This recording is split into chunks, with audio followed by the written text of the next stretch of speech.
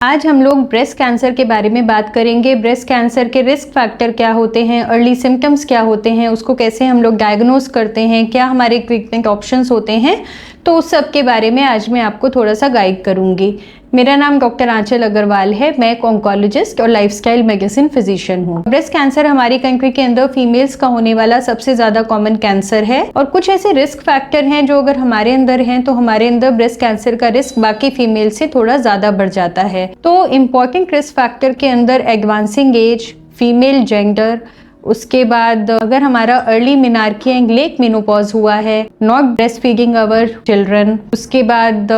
Hormone replacement therapy को अगर हमने लंबे समय तक यूज़ किया है, उसके बाद ओबेसिटी, अल्कोहल, सेडेंटरी लाइफस्टाइल, तो ये सारे ऐसे कुछ रिस्क फैक्टर हैं जो कि हमारे अंदर ब्रेस्ट कैंसर का रिस्क बढ़ा देते हैं। कुछ ऐसे जेनेटिक फैक्टर्स भी होते हैं कि अगर हमारे अंदर कोई जेनेटिक म्यूटेशन है तो वो भी एक ब्रेस्ट कैंसर के रिस्क को हमारे अंदर बढ़ाती है, लेकिन यूजली जो जेनेटिक कॉज है वो about 5 to 10% of the breast cancer patients के अंदर ही देखा जाता है। 80 to 90% पेशेंट्स के अंदर जो रिस्क फैक्टर हैं वो मॉडिफाइबल होते हैं, यानी कि उसको हम लोग वर्क करके अपने अंदर कम कर सकते हैं। इन सारे रिस्क फैक्टर के ऊपर मैंने एक अलग से वीडियो बनाई है, तो वो आप मेरे YouTube चैनल के ऊपर जाकर उसको देख सकते हैं। उसके बाद कुछ ऐसे सिम्टम्स होते हैं जो कि अर्ली ब्रेस्ट कैंसर के सिम्टम्स होते हैं और जो कि हमारे अंदर हैं, तो हमको थोड़ा सा अवेयरनेस अगर उन सिम्टम के बारे में है तो हम थोड़ा सा जल्दी एक्शन ले लेते हैं। ब्रेस्ट के अंदर या अंडर आर्म के अंदर ऐसी कोई गांठ जो कि पेनलेस है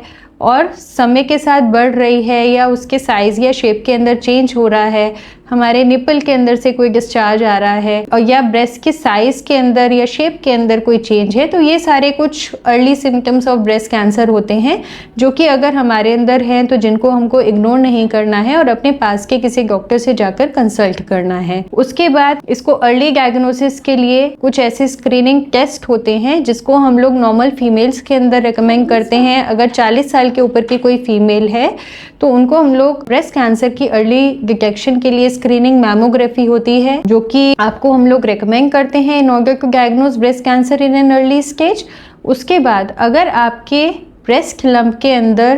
कैंसर का डायग्नोसिस कंफर्म हो गया है तो उसके बाद आप हमारे पास आते हैं, जिसके अंदर हम आपका एक प्रॉपर आपकी हिस्ट्री लेते हैं, आपका एग्जामिनेशन करते हैं। उसके बाद आपके कैंसर को स्टेज करते हैं। बायोप्सी के अंदर इसके अंदर एक इम्पॉर्टेंट टेस्ट होता है जिसको IHC टेस्टिंग कहते हैं, जिसके ऊपर हम आपके ब्रेस्ट कैंसर के अंदर किस टाइप के हार्मोन पॉजिटिव हैं, जिसके अंदर इम्पॉर्टेंट जो रिसेप्टर्स होते हैं वो estrogen receptor, progesterone receptor, HER2 neu and Ki-67 ऐसे कुछ टेस्ट होते हैं जिनको हम आपके बायोप्सी के स्पेसिमेन के ऊपर रन करते हैं in order to know more about your cancer type, आपके कैंसर की क्या बायोलॉजी है, जिससे कि उन मार्कर्स की रिपोर्ट के बेसिस पर उनके लिए कोई स्पेसिफिक थेरेपी आपको ऑफर की जा सकती है या नहीं, वो हम लोग डिसाइड करते हैं। और साथ ही ये सारे जो टेस्ट होते हैं वो ओवरऑल आपके कैंसर का क्या आउटकम रहने वाला है उसके बारे में भी हमको थोड़ी सी इंफॉर्मेशन देते हैं। ब्रेस्ट कैंसर के इलाज के अंदर मेनली सर्जरी,